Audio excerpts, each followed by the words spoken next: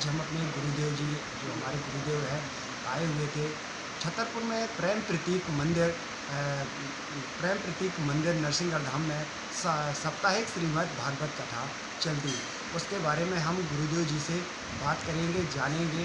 जो हमारे हमारे साथ गुरुदेव जी हैं, हम जी गुरुदेव जी, अपनी 3-4 तारीख से श्रीमद् भागवत कथा का आयोजन यहाँ पाठ केंद्र का भी निर्माण किया। उसके बारे में छतरपुर वासियों के लिए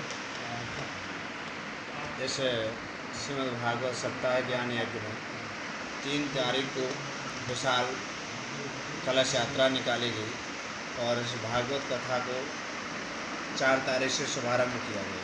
और इस भागवत कथा के मुख्य यजमान के रूप में हमारे गढ़ा के चौबे परिवार, जिसमें कमलेश और सुरेश चौबे सपरिवार तन मन धन से इन्होंने बहुत योगदान दिया और बढ़ चढ़ कर के भाग लिया।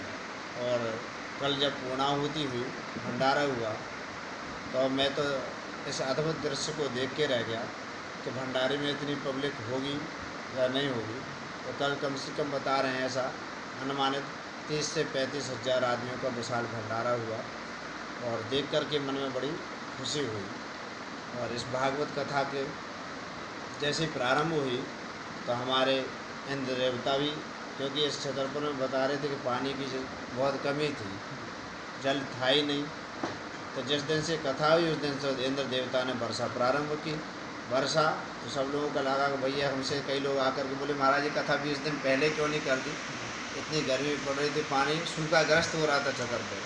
तो हम तो भैया ये जब ठाकुर जी की कृपा होती तभी भागवत कथा का आयोजन हुआ है। और कथा के बाद हम लोगों ने ऐसा विचार किया कि भाई हम प्रत्येक साल जटाशंकर में आकर के भगवान भोलेनाथ की यहाँ आराधना करते हैं 5 दिन 7 दिन जितना समय। तो यहाँ पर पूरे समस्त क्षेत्रवासी आते हैं और दूर दराज के लोग भी यहाँ पर आते हैं।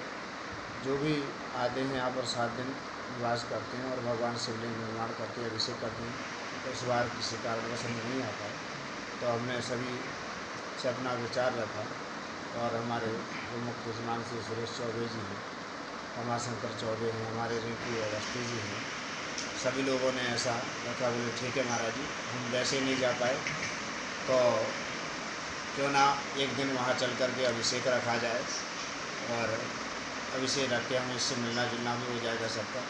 इस बहाने हमने इस बार कार्यक्रम को रखा। तो समस्त क्षेत्रवासियों को, नगरवासियों को बहुत बहुत धन्यवाद, साधुवाद। इस कार्यक्रम के समस्त जो हमारे भक्तगण हैं, उन्होंने अत्यधिक प्रेम और स्नेह के साथ में उन्हें योग से सुंदर कार्यक्रम का आयोजन। जब महाराज जी आप वहाँ से निकल रहे थे, करीब 1 बजे करीब निकले, तो उस समय धूप हल्की हल्की निकली हुई थी और जब रास्ते में आए तो हल्की हल्की बारिश। इसको लेकर क्या करें? इनके आने के पहले ही आपकी बोले यहाँ ये तो हम जहाँ जहाँ कार्यक्रम करते हैं, हमारे जो साथ में रहते हैं वो कहते हैं महाराज जी आप जहाँ कार्यक्रम करते हैं वहाँ वर्षा होना ही है। एक बार तो यहाँ विदिशा जिले में हमारी कथा चल रही थी, ये स्थिति हो गई थी कि हमें व्यास मंच इधर से उधर दूसरा बार पंडाल बदलना पड़ गया था। तो जहाँ जहाँ कथा होती है, भगवान की ऐसी कृपा होती है कि वहाँ जलवृष्टि तो होना ही होना है। तो जटाशंकर छतरपुर से जटाशंकर के लिए चले कि अपने आप धूप निकली थी, बादल हो गए और जलवृष्टि, रास्ता में पानी गिरने लगा। वो बता रहा है अभिषेक चालू हुआ तब भी थोड़ी भगवान ने कृपा की है।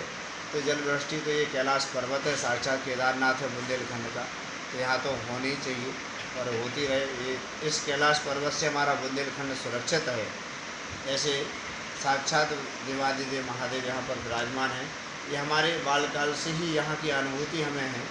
यहाँ जो व्यक्ति निष्ठा से सच्चे मन से आराधना कर ले और जो मांगे सो यहाँ मिलेगा। वैसे भोलेनाथ तो स्वयं अवरदानी हैं, आस्तुष्यति कुप्यति आशुतोषा, शीघ्र ही प्रसन्न होते हैं और शीघ्र ही रुष्ट होते हैं। लेकिन ये अपने भक्तों पर अनंत कृपा बरसाते हैं, क्योंकि इन्हें खुद तो कुछ नहीं चाहिए, संसार में रहते हैं, लेकिन भक्तों को खूब चकाचक देते हैं। इसलिए इस मंगल कामना के साथ में समस्त क्षेत्रवासियों को बहुत बहुत शुभकामना। जैसे कि महाराज जी जो अपना समापन का कार्यक्रम था, पूर्ण आहुति हुई और छतरपुर ज़िले में 3-4 जगह भंडारे का आयोजन था। पर क्या आपने ऐसा सोचा था कि इतने श्रद्धालु अपने यहाँ आएंगे? लगभग मेरा जो अंदाज़ था 40 से 45 हज़ार के करीब अपनी पब्लिक आएगी और रात में 11 बजे तक अपना ये भंडारा, क्या ऐसा क्या है? मेरी ये कल्पना से परे था कि भंडारे में छतरपुर जैसी जगह में इतनी पब्लिक आएगी। मेरा अंदाज़ था ज़्यादा से ज़्यादा 10-20 हज़ार हाईएस्ट पब्लिक आएगी। लेकिन जब सायंकालीन वेला ने हमने जैसे 4 बजे नहीं तो 4 बजे तो ये स्थिति हो गई कि हाँ, नरसिंह मंदिर का अंदर वाला प्रांगण और बाहर वाला प्रांगण और रोड जाम हो गया। तो हम सोचे कि भाई ऐसी भीड़ इतनी कहाँ से उमड़ आई। बोले महाराज जी भंडारे में यहाँ पर प्रसाद ग्रहण करने के लिए, प्रसाद के लिए यहाँ पर बहुत श्रद्धा रखते हैं कि हमें भंडारे में प्रसाद पाने जाना। तो प्रसाद के प्रति बड़ी निष्ठा है ठाकुर जी के। प्रसाद पाने के लिए बड़े पूरे घर से सभी लोग आते हैं और बड़ी खुशी भी होती है कि कम से कम प्रसाद पाने आए हैं, तो हमें बड़ा अच्छा लगा। जैसे महाराज जी अपनी कथा 4 तारीख से चालू हुई थी और 7 दिन चली हुई, तो ऐसा क्या है कि जो मतलब कि 5-6 दिन कंटिन्यू बारिश चली, जो श्रोता लोग थे वो कथा का श्रवण करते रहे और पानी भी बरसता रहा? ये तो जब हम शुभ काम करते हैं तो शुभ काम करते हैं, शुभ काम में प्रतीक होता है जल वृष्टि होना। तो कहते हैं कि यदि लास्ट में गिर जाए तो ठीक है, लेकिन यहाँ तो प्रारंभ से ही जल वृष्टि हुई। इससे मतलब हमारा कार्यक्रम बहुत सफल रहा, बहुत अच्छा रहा। ये प्रतीक होता है क्योंकि परजान्यो भगवानेन्द्रो मेघा तस्यापि मूर्तया, इंद्र देवता कृपा कर दी, मतलब हमारा यज्ञ सफल हो गया। जिस प्रकार से सूर्य भगवान साक्षात आकर के हमें रोशनी देते हैं और इसी प्रकार से इंद्र देवता साक्षात होकर के हमें जल वृष्टि करते हैं। जल के कारण ही हम अन्न जल का प्राप्त कर पाते हैं, क्योंकि जल नहीं गिरेगा तो अन्न नहीं होगा, अन्न नहीं होगा तो हम कैसे जीवित रहेंगे। इसलिए जल ही जीवन है। इसलिए छतरवासियों में ये बड़ा उत्साह रहा कि महाराज यहाँ जल की कमी थी, ये 7 दिन तक अखंड जल बरसा है। इसलिए हमें भी बहुत प्रसन्नता हुई कि महाराज कहने लगे कि आप 20 दिन आकर के पहले कथा क्यों नहीं कर दी।